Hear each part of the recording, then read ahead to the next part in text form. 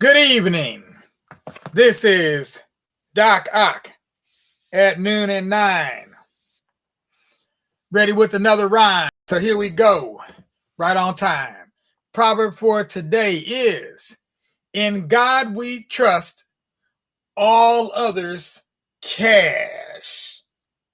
In God we trust, all others cash. And as you may have figured out already, that is definitely a plantation proverb. Plantation proverb. Yeah, it seems like we could go on forever with these proverbs, and pretty much we can with the new one every day. Now, we're going to do a extra tonight, and our extra is a Frenchman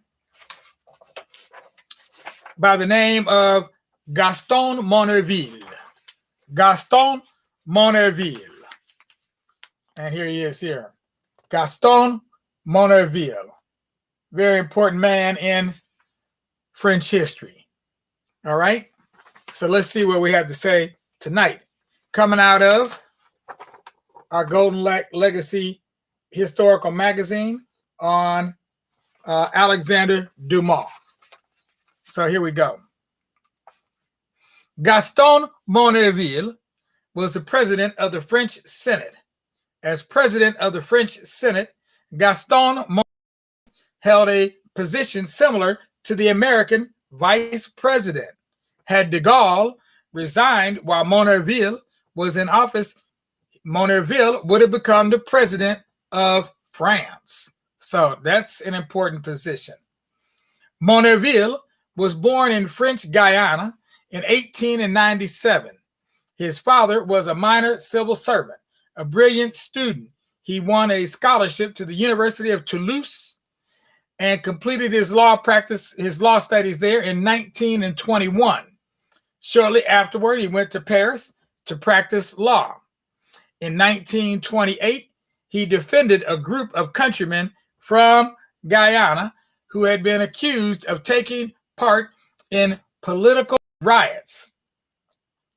The men were freed, and Monnerville became a hero to his people. They elected him to the French Chamber of Deputies in 1932 and again in 1936.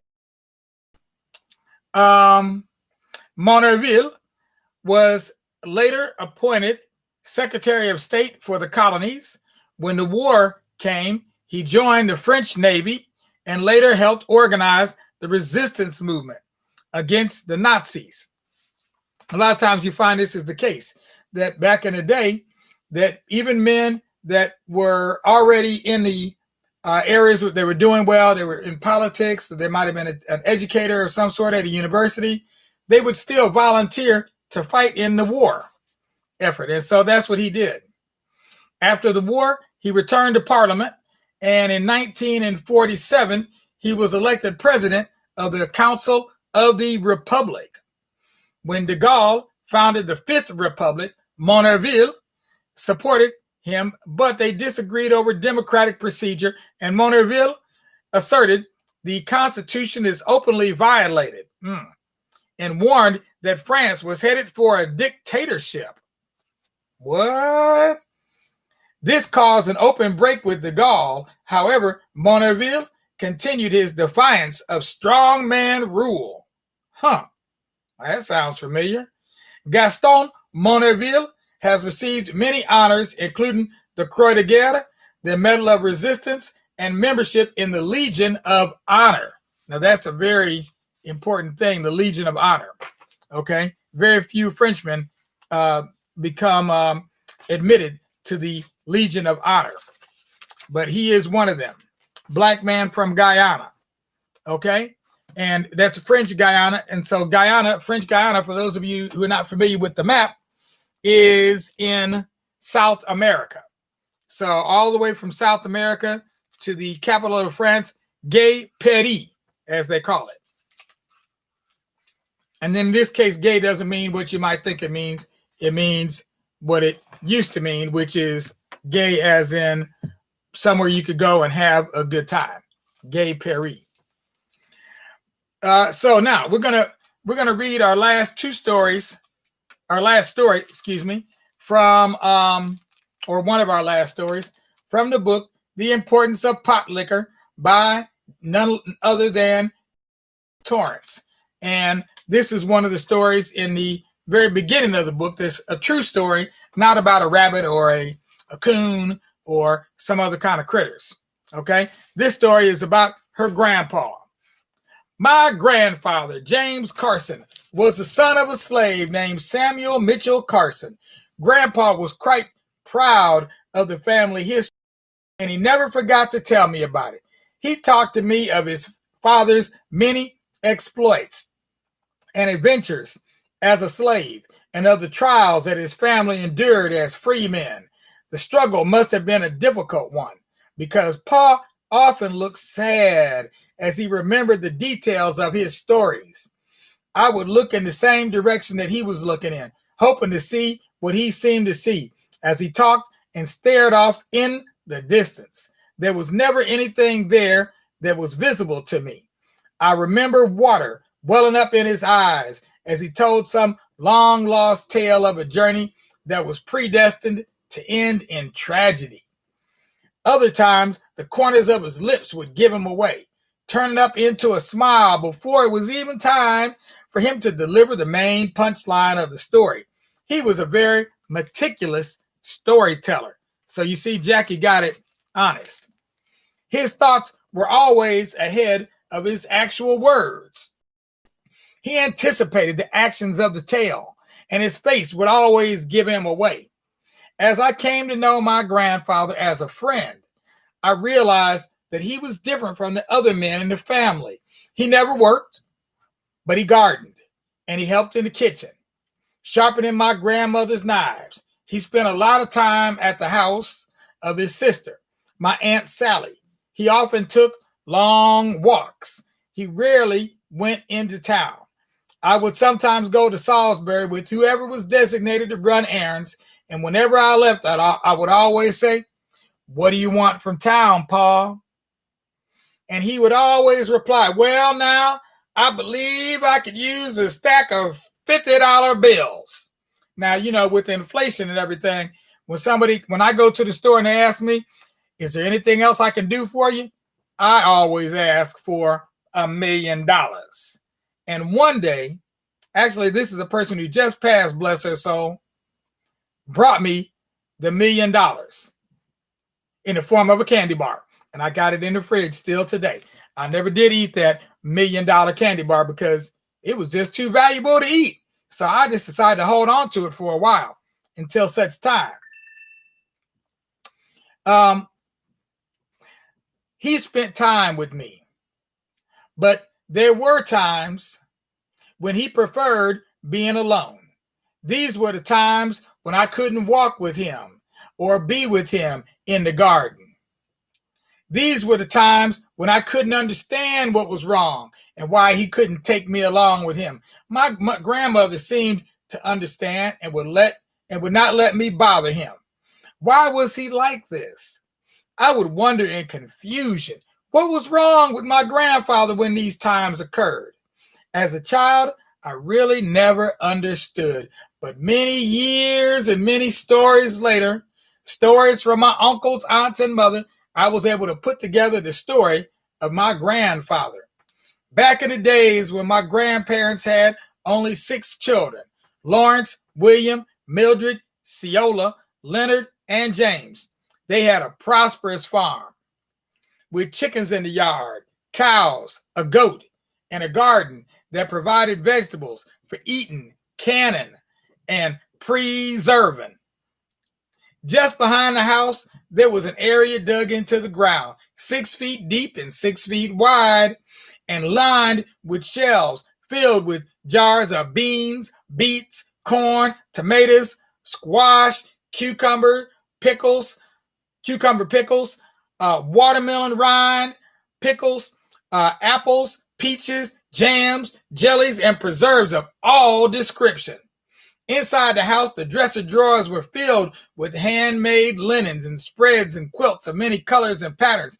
The children dressed in good handmade clothes that were warm in the winter and cool in the hot summer. The family owned a wagon and 2 good stout mules. My grandfather worked as a yard man in Salisbury for several white people. My grandmother washed and ironed for whites who brought their laundry to her in Carsontown. These jobs did not produce a lot of money, but they allowed the family to enjoy a fair to middling kind of existence. One day in May, my grandmother realized that Ceola was not feeling well. My grandmother was known as a healer in the community, and for 1 week, she used all of her expertise to try to heal her. She used every herb, tea, root, salve, and medicine that she knew about to no avail. By the end of the week, Ceola, who was about 12 years old, was too sick to move, and a doctor was summoned to Carsontown.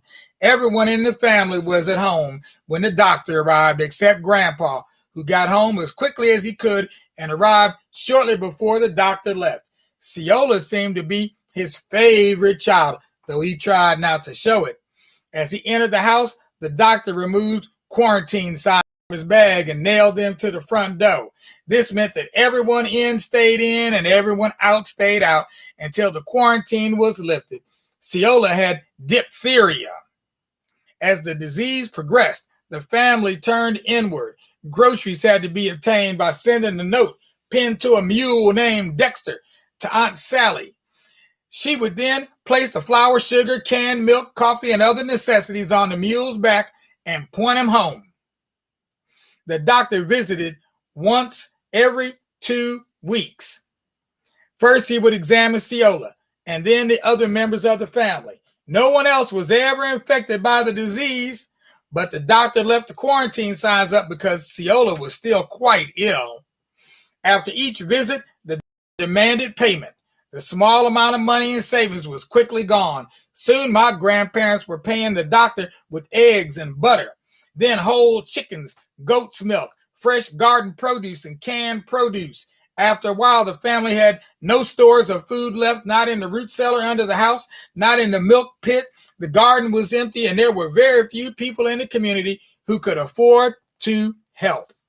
My Aunt Mildred, who tells that she was 13 years old at the time, remembers watching her brothers set traps for birds. My grandmother would sometimes cry when 5 or 6 birds were all they had to cook. Although wintertime was hard, they were able to hunt rabbit, raccoon, and possum in order to put meat on the table. When spring arrived at last, Ceola's health began to improve. She was able to eat and sit up longer. She read her Bible to my grandpa to his delight, and sometimes she'd even sing for him. He was so happy when she began to improve, and he visited her bedside frequently. Signs of spring were evident throughout the countryside. My grandmother made several trips to the woods to gather young herbs for teas, roots for poultices, and pine and cedar for the air in the house. One day, Pa had just finished burning the dried weed from the place he would plow for his garden when he came in to get a hot cup of tea to drink. When Grandma told him Ceola had asked for him, he drank the tea and went directly to her bed. She told him she had learned a new passage in the Bible and read it to him. Then she sang for him. I've heard that her choice of songs was Jacob's Ladder, but some say it was Swing Low, Sweet Chariot. Whatever it was, she sang it then as sweetly as any angel. That day, she was well again, and everyone was happy. Grandma cautioned Pa not to tire her out, and he agreed. He took her Bible, placed it on the table beside her bed, kissed her forehead, and tucked the covers around her neck. She smiled and closed her eyes to sleep. Over in the night, my grandmother stopped to check Ceola and found sadly that she had died. My grandpa never quite got over that.